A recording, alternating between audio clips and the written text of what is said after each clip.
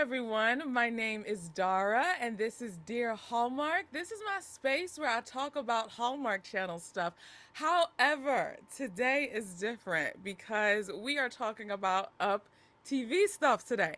And no, you're not having deja vu. I know he was just here, but he has a movie coming out this week, May 21st, called Just Jake. Director extraordinaire. He has more frequent flyer miles than a pilot himself. Brandon Clark, sir, how are you doing? I'm good. Come on. I don't know if I can beat that, but I like the little tagline there on top of it too. That was hilarious. This might be true. I Three literally, flights the next 4 days. You're right. because every time I look at your stories, you're always somewhere else than home. Then you're on a flight, and then it's like home, and then I'm just like, this dude stays in the air. He's a bird. Just stay in the air. So I speaking of I that, cannot deny. yeah. So speaking of that, I want to ask, what is a place that you haven't visited yet that you would want to go to? Oh, that's. I mean, are we talking domestically or internationally? Because internationally, anything's possible here.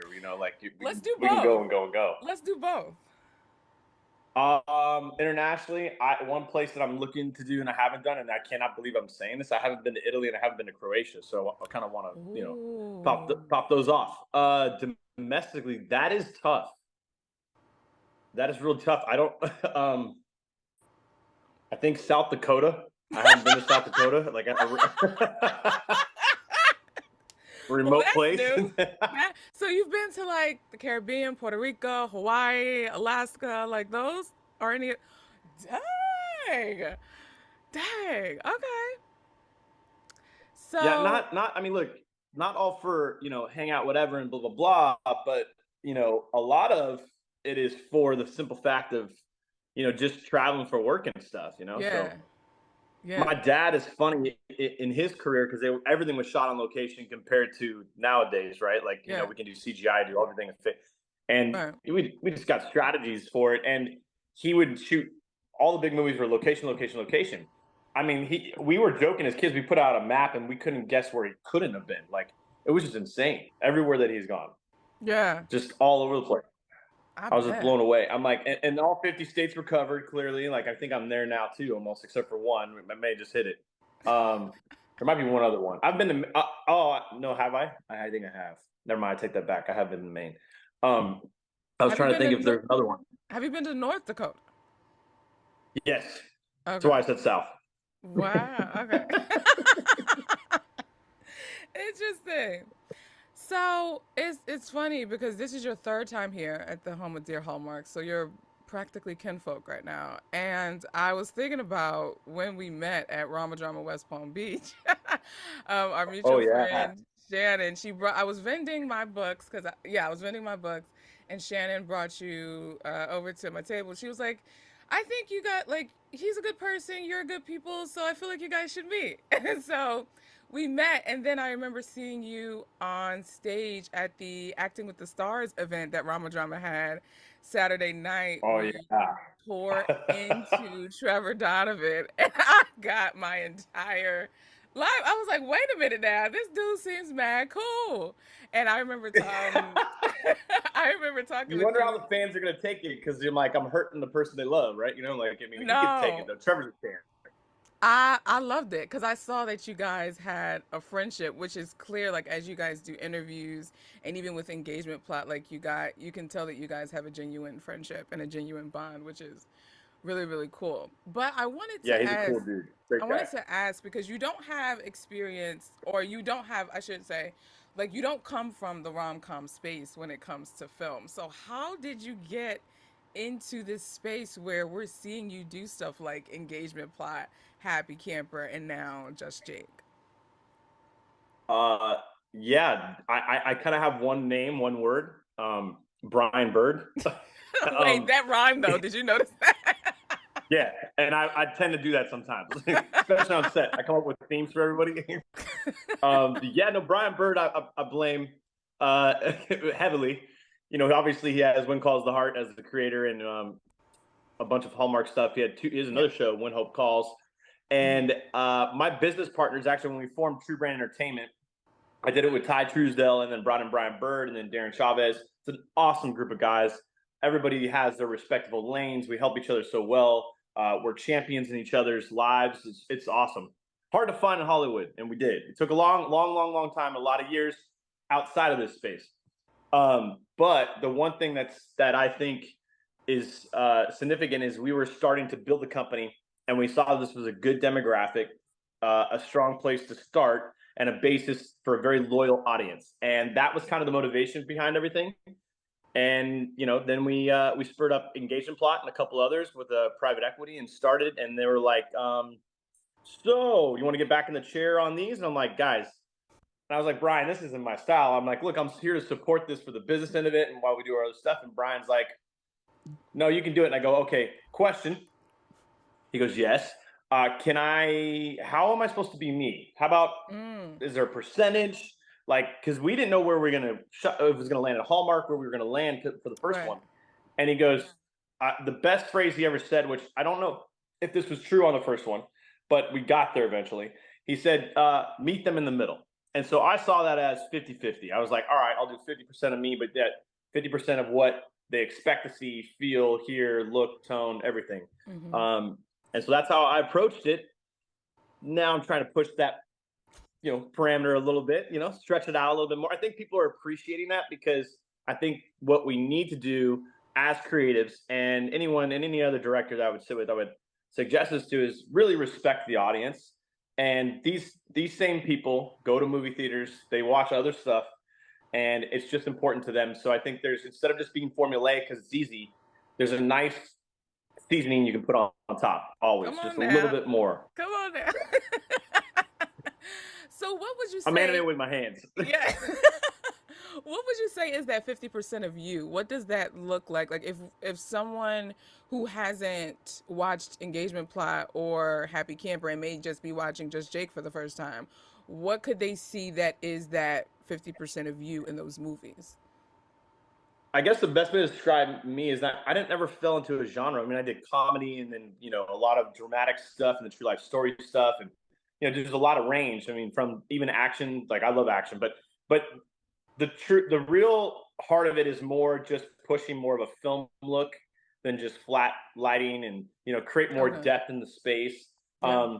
I've never been one too from doing comedy and stuff that I never thought comedy ever had to have this look, but forever in the industry, in comedic movies and TV shows to commercials, and I was doing the commercial world for a while, that it was like flat lighting was expected to be funny, like flat is funny, the FF, like flat is funny. And I'm like, no, you can be funny and still have a good looking movie. It doesn't have to change. And that only went across the board on like comedy. And it was just more wide open, poppy, or, hold wides longer. We have a long tradition of filmmaking that set that up. Like, the strong wide where you're running in and out of frame, because it's funny and hilarious. The other spots you can't see the cutoff. There's times for the framing and all that, but the moods and tones is where I kind of changed it. And then respectfully, the corniness and the acting and things like that, I just got to be frank.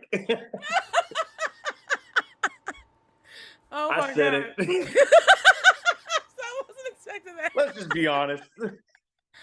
I mean, people like a little cheese every now and then. You know what I'm saying? That's why we keep coming back.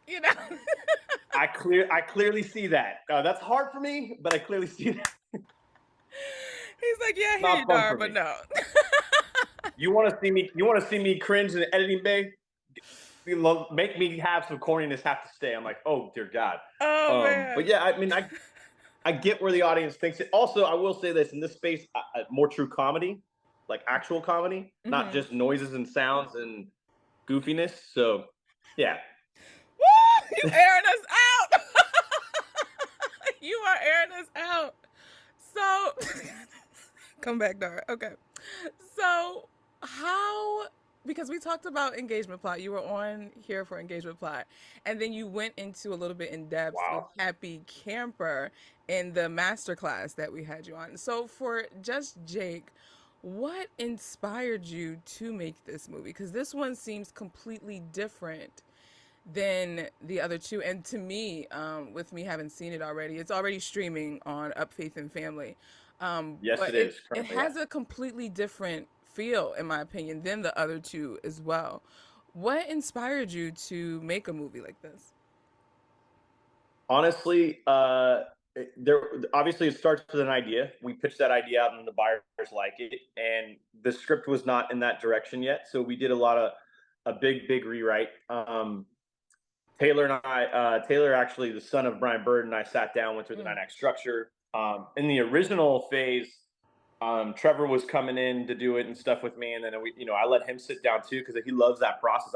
I love when actors want to deep dive because then it just makes it more vested for them, and it's deeper for them and has a stronger meaning.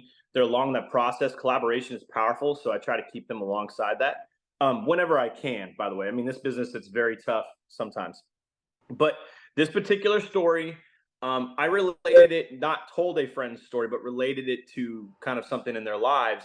Ironically, everyone who watches this that is singer songwriter in Nashville is like, man, I can relate to this. And so I wanted a real true nod back to Nashville, to songwriting, not just the artists, because there is a way that they honor the songwriters, who's behind the real music, and who's really the one writing these for these artists, and the artists are so honorable to them and thankful because they really kind of owe them everything, in a way. So anyway, yeah, that was kind of the main purpose and everything and stuff. So that was where it all kind of started. And then I will say this one inspired me not just for music to be the touch that I was trying to feel for and get was that I wanted it to be a musical without being a musical. And I wanted to dive in deeper to characters in this space, just more than normal. And that actually projected the way that we wrote it a little differently, just to get some more in depth. I mean, I feel like in these rom-coms, you've got this guy they're with prior, and they're like, well, how do I respect for you if you dated this cat? Like, or whatever, in this space. And so I wanted something where we didn't have that typical nod. And where there was really a lot of depth. Like he had fear in his life because he was actually afraid of real family because he's been abandoned and was a foster kid. And then he was able to relate to a foster kid who, at the same time, finally opens up to him, but is the catalyst to soften her heart to forgive and to see a new side in this man that, hurt her so bad. So that, just these little things and nuances in the storytelling that I think were just more potent, so to speak. And then just a little bit more faith, little bit more like we actually have a church scene, and not too much, but just enough to point to the source, where the redemption's coming from for him and his transition, his heart, and Yeah, I appreciated that. I would say the two things that I feel like are cohesive with your brand that I've seen across all three movies that I enjoy is the cinematography. Number one, it just looks beautiful, and it looks different. It like aesthetically looks different than what we've seen before. And I also like that you take risks with the characters. Like I know for this one, this is a different Brittany Bristow role than we've seen yeah. her. Like she still has this undercurrent because she's such a cheery, bubbly person in nature. I feel like there's still an undercurrent of that, but we see a bit of snark from her in this more than what we've normally seen in her other roles. And even I don't know if you want to call it like contemporary hipster, like with her working in the coffee shop, but it's not like a traditional coffee shop where it's wood everywhere. Like it's in a more contemporary frame in terms of a building and things like that. I just thought that that was so interesting. Was that an intentional thing for you, for Brittany's It, character? for her character, 100%. The location was a battle because I first wanted this mom and pop spot that was really great that we couldn't get, because I wanted that farm to table feel, and I Okay. wanted it to feel like like more homey, but not break the mold. But then there was a really cool thing where we got a location that was very modern, and but it looked super corporate inside, and I was like, this cannot stand. I mean, the colors, everything, great place, but the owners were super open, helped us out a lot. So I sat there with my production designer and was like, no, no, no, no, no, no, no. And then I went, okay, here's what we do. And I just start throwing stuff off, and it keys her, and she goes, okay, I got the flow. I got what we're doing here. This is what I'm gonna add. So I said, see the coffee bags? And I'm like, okay, 10 of those across this whole thing. Let's cover that up so that we don't see these panels. Get rid of all the yellows in the scheme of things. Keep that for the logo. Let's push reds. So like the coffee cup to be red, put that up on the wall so it blends in. So that we get our pop from that over the browns. And then I put all new furniture in that place. So we put in like wood tables and things like that with some iron cast and I was just calling that out and she picks up on it. Misty's so amazing. She picks up on it so fast and she knows me, and this is what it's so good about having a team where you can communicate less and get much more fast. Mm-hmm. And so she makes that feasible and possible. That was the purpose behind that. Now Brittany she's artsy. She's a creator. She's a musician. So for me, I really wanted her to have an edge, but yet be clean cut. Mm-hmm. So like not the perfect blonde. I wanted roots showing. I want everything just to have a little bit more edge to it.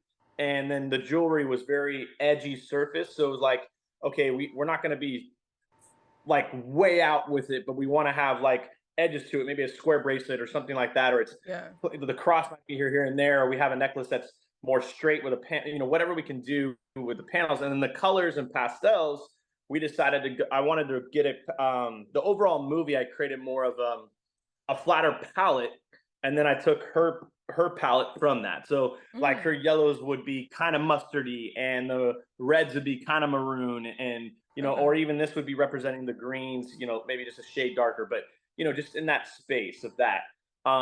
Because I felt like that more led to who she was, and also she's a songwriter, so I didn't want to get away from that. So we created our own rock tees for her to wear. Just little kind of throwbacks and nods and stuff that I thought was cool. And I wanted her character to feel edgy. Her to have spunk at the same time because her spunk's coming out in her That's flair. the word. Yeah. Yeah. Yeah, I appreciated that.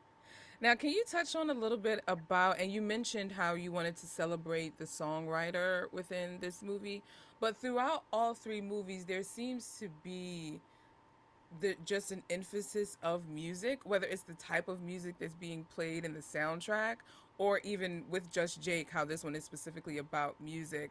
Can you talk a little bit about your relationship with music and why that's important to you, and why like we've been able to see that as a thread throughout these three films? I think it's extremely important. Now, do I think you can tell a movie without it? Absolutely. I think you can tell a movie without dialogue. I can do things cinematically. That should be the core foundation of a director or a cinematographer, so to speak. But they're in one forum. But I do believe music just enhances the moment, but it can also deteriorate and destroy the moment. So it's very significant and it's very important to have the right feeling and tone that matches the taste buds of the film. So if in my pushes and my pulls or the look that I went for, because I try to make all three of these movies look different, live in their own space, and have a different feeling and sensibility about them. I want the music to encompass that. Music is extremely important. So we wrote our original songs. In fact, this movie, the boys and I went to Soho House and went over to our new facility for the artist in Nashville. It was actually the first song written in that studio, and Without You was the first one we wrote, and it's the core of the movie. It's the hero song. Yeah. So we wrote it, and it actually helped bring perspective really strong, because when I was explaining it to the guys, I was like, look, he's had writer's block because he's only telling his side of the story. He needs her side of the story to complete the rest of it, and then it's about them together that brings the real love within the song and the true journey. And so that was important. And then fire hit the room. These guys just exploded on it. But what it did is I wanted the movie to write the song and the song to write the movie, if you catch my drift. So that was the purpose behind all that. And then they wrote another song. These guys just went on fire with it. Was that song that Rob sings in the beginning, my new favorite song on the radio, which is awesome. So it's actually him you hear in the track, and then he's singing on top of it. So it was easier for him to match and hit, especially when you're doing it in 10 degrees of weather with snowing and stuff as he's towing cars. So, just little things you think about, especially when you're going to make music such an enhancement. So many things we had to prep and do. And that was like 3 weeks prior, and then lay down tracks while we were still in Colorado prepping to shoot. But it's so significant. And then so that impacted my composer. So my composer, I was like, look, I have so much organic songwriting happening through the movie. Like we're playing the guitar live and everything, and singing live, so you feel the organic process. of songwriting. So it's authentic, you know? But that had so many strings. So I said, can we hit, my first note was, let's hit a Thomas Newman effect, but a touch of piano dominant, less strings all around. Unless we are trying to push a heartstring that matches what the songs are doing and that moment's doing. Does that make sense? So there's a Yeah. balance. So you get that sensory when you hear those strings. So I picked those moments like that to fit the music tone. And I went a little bit more serious with the music here. There's one scene where it's pretty, the music's kind of intense for this, but I just love that touch. And Ryan DeRico Mm-hmm. rocked that out and took those notes strong. And we sit there and we go back and forth. You don't hit it right away, but then when you have it, you have it.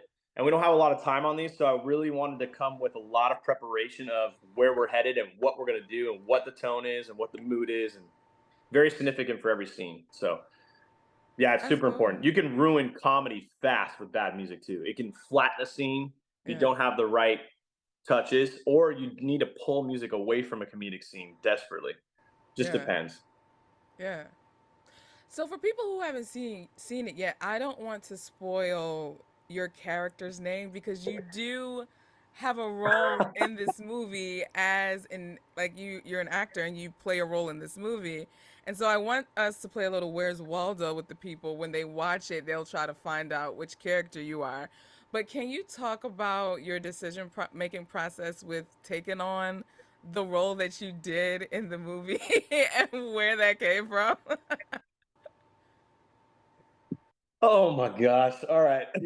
So this character is wild and out. I get it. How do I put this?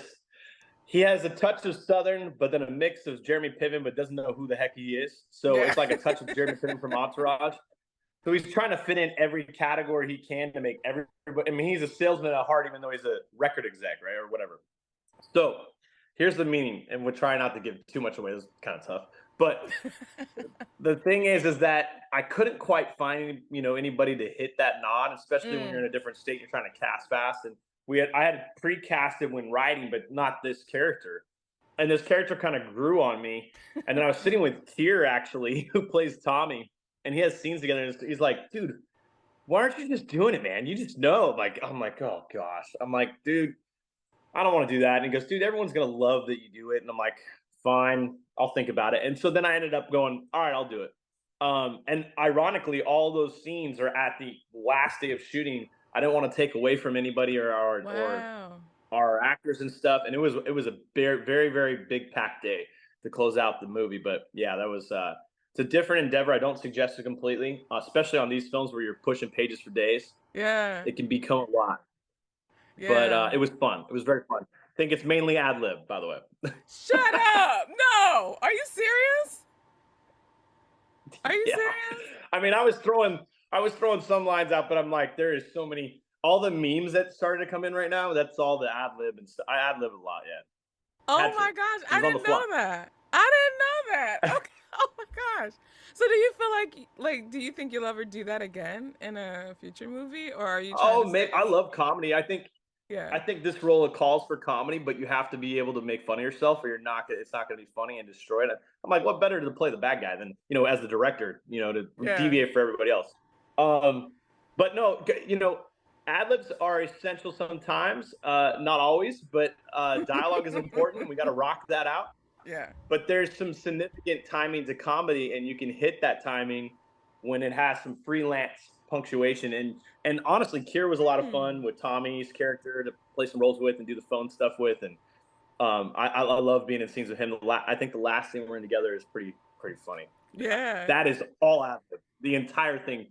I think another scene's What? completely all ad lib too. Yeah, but Y'all rock that. Y'all rock that for real. All right, y'all. So as you guys are oh, thank watching you. the movie, I need you to comment under the comments here. Who do you think Brandon's character is? Because I remember when I was watching it and I was like, wait, is this you? No, no, no, no, no. It's this one. And I was like, it's literally like playing a game of I Spy or Where's Waldo. That was really, really funny. Dude, I think our European buyers thought it was my brother, and my brother doesn't even look like that. They're like, "Oh, we love Brandon's brother." They just assumed I hired. I'm like, okay, well, I guess we did it the right way. The costumes were fitting right. Let's go. Right, right. They didn't even recognize you. Dude, the cast and crew had no idea. Wardrobe did, and my hair and makeup. But as soon as the first one I walked on, the first scene is the first thing you see of me. Mm-hmm. And oh yeah, they were like, "What?" Oh And my I'm telling God. everybody what to do constantly. Like, it was hilarious, but it broke the mold for the day and a very stressful day. So it was beautiful, Yeah, happenstance, and brought up the mood of the whole crew yeah. for Oh, that's good. sure. So That's good. lifted spirits. So, what would you say again for someone who hasn't seen like this will be their first introduction to your movies in this space? What would you want for them to get out of this movie that they can take away? I hope this movie has more depth to it. I hope it has more heart to it. I hope it has more comedy to it. I got to make you laugh to make you cry, so that I can, Mm, balance out the emotions. Otherwise, we end up just flattening out. mm-hmm. We all do. So we got to take it along the journey. I do hope that this one feels like it can live on its own outside of this space. Mm, So as if it went to theaters, you wouldn't know the difference. yeah, I went with a little bit more theatrical look too. yeah, I mean, we did that on Happy Camper, but there's some spots where I picked certain different pop tones and things like that. But that had a different feel because it was on the ranch and yeah, more of a yeah. Yellowstone vibe and touch. But this one has its own look, its own feel, its own rhythm and pace. And so, you know, I hope so. I hope it lives on its own. I hope people can appreciate it. I'm hearing a lot of comments from people who don't watch this space, but that's what I really love. And I Mm, hope it's a cut above what they're used to. That's yeah. that's the goal. Yeah. Now, for people who have seen engage, like we're in this space, so someone like me who's seen engagement plot, happy camper, so we know what's like, we know the drill, we know what's up. What would you say is the overall message of the film that you would want us to take home after the ending credits roll? So we have themes in our movie we try to hold, and I'm big on themes for characters. I'm big on themes for storyline that keep it simple, and then you branch out from that. Mm-hmm. Engagement plot is love is what makes us real. Happy camper is second chances and forgiveness, and this movie is about that. Love is the strongest of these, and family is where it all comes from. And family Mm, can be anything, so it can be somebody that's just a friend or a brother and a sister or no blood kinship at all. It's about those who stand by each other, and that love is the strongest of these through that. And it conquers all yeah, on multiple layers. yeah. Which is so And true. it's both of these are kind of engagement plots kind of like this where it's about being true to yourself. Like engagement Yeah. plot had a reality show. This has somebody who is basically we call yin yang as TikTok or whatever, Mm-hmm. and it's kind of spoof, but it's the idea that you're not no matter who you think you are by people's approval in the world, it has no determination on who you actually are Mm, and that's good. who are the ones that actually care about you Yeah. and what that's about in life. And we all go through those moments in life, whether you like it or not, where there is something that feels fake in the approach. Yeah. Maybe we're not being authentic to ourselves. Maybe we're not being authentic to our friends, our family, or neighbors. But there's something about when you're finally honest with that and then who you really truly are, that there's a freedom in that and it releases the talents and the giftings and all that and that and god has a stronghold over protecting you when you are holding secrets and stuff and when you release that just pushing you forward into greatness. And so that's kind of what that's about. And then also the idea that in this story, I mean, there's so many layers, but when someone else is able to forgive you, they're the first one to give. So Mm, in that process there's a gift for them and a gift for you, and then you share that gift together. Look what it turns into, and that's that. I'm not to ruin it all, but the music is going to play right. a piece to that as they write that song. Because Yeah. Britt and Rob write that song together in the movie, and my favorite scene is that scene by far. That's what I was going to ask you. Go ahead, talk about it. Talk about it. What's your Oh boy, the in favorite the scene? simplest way. So Brian and I have a great great relationship before I start any of this. We love each other dearly. We are creatives. Creatives are going to be creatives, but that's what makes you so great. Is challenging one another, being very different, and honing your lanes to stay in your lane, but to help each other in that path. So I walked in that day and was very struggling with the scene. I just so many things about it just didn't feel right. I'm a gut runner, and it's got to stand. I plan like crazy and prep like crazy, but I want to feel it instilled in me, and I will change it on the day like that. So I walked in the room and I'm like, this just can't be. And everybody was like, where do you want to go? Oh, dance floor, dance floor. And I'm planning the shots. I said, guys, before we get to the finite detail on this, and I want to give you the full map out, I need 15 minutes. I just told the crew to go. And I sat there. Rob came in on time for once. and he was actually first before Britt. And then I go, hey, bud, I need a moment. I got to go through this. And I also need to rewrite this in my mind too. So, and I was rewriting dialogue. Brian wasn't there that day.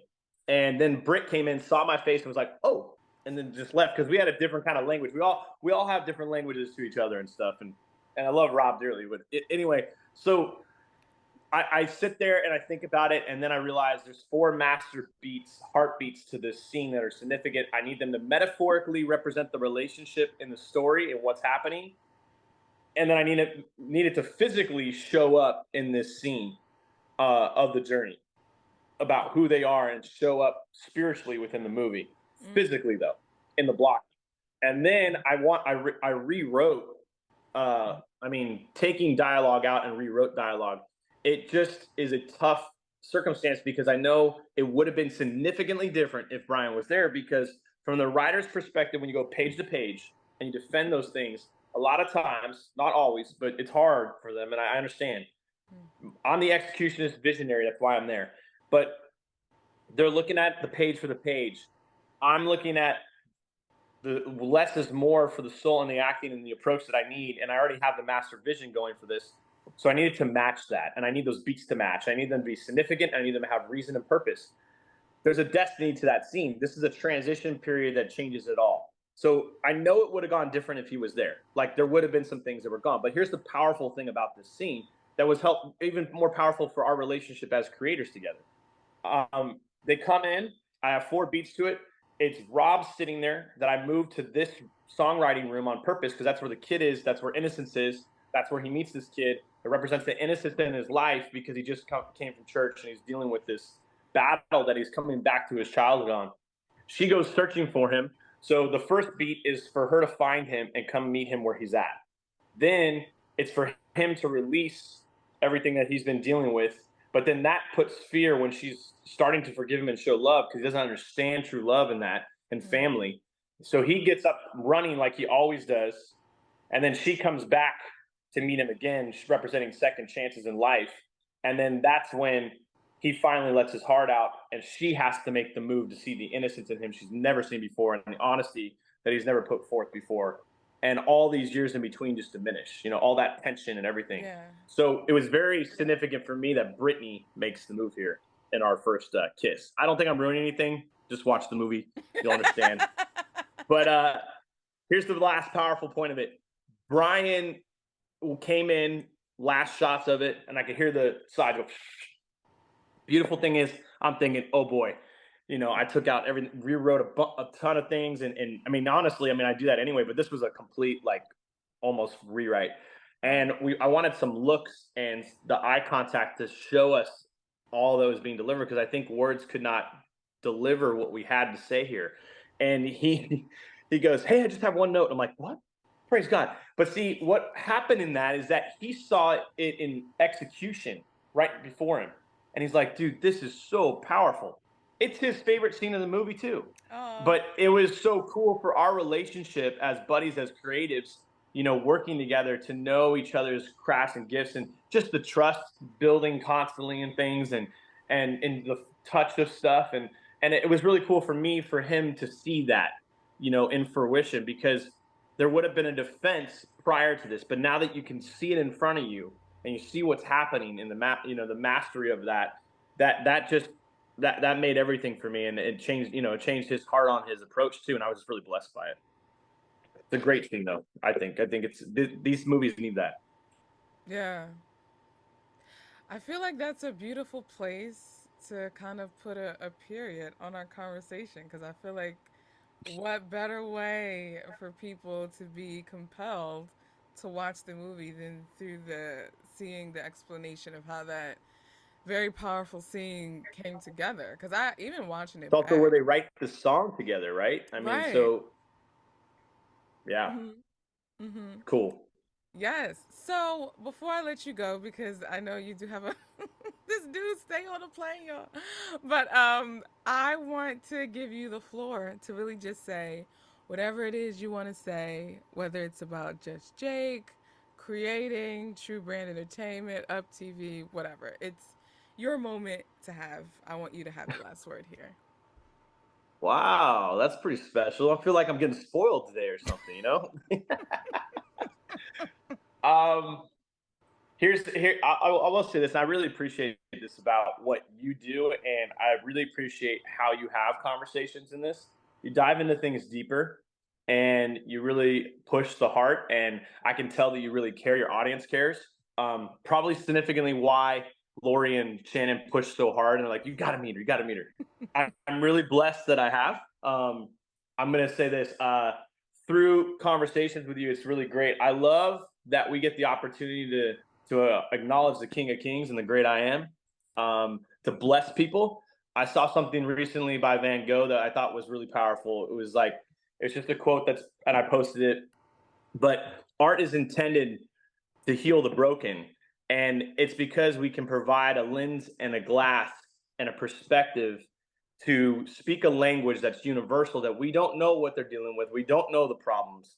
But if we can bring to the screen a relatability in that, whether that story is directly in line with their life or not, but forgiveness is everywhere and redemption is everywhere and mistakes are everywhere, but love is everywhere and love Mm. conquers all. And to get an alternative content with hope and love and joy, and to finish a movie where you're feeling good as opposed to getting razor blades and glass, as Brian Bird would say. Um, I think that is probably one of the joyous things. And the last part of this is to be able to do what I do, which is my favorite thing in the world, is to be able to direct movies. And I have the greatest job in the world. I wouldn't do anything else. And I'm just so incredibly grateful that to watch people actually listen to the craftsmanship and actually be entertained by that, like doing the master class with you and stuff, and just be able to speak that, because you don't know how far you're going too deep or too far into things for an audience and our Hmm. technical terms and all these things. But Hmm. it's really cool to see people appreciate it, and there's no more greater joy than watching people laugh, cry, and receive from your art. It's there to bless others. It's there for the audience. It's there for them. So yeah, man, that's just, it's super cool, and I have fun in your conversations that we get to open that up. You know. You did it again. You made me bring out the tissue again. You stay dropping gems. I can't with you. I can't. Y'all, you see why this You is cracked me kinfolk up. now. This is you. So you almost got fridge privileges in the home of Dear Hallmark. You can just come through, go to the fridge. You ain't even got. You can just take your shoes off. You know what I'm saying? You in here. You in here now. Well, y'all, he Good, is. because my shoes are off. Look, there we go. I got my slippers on now.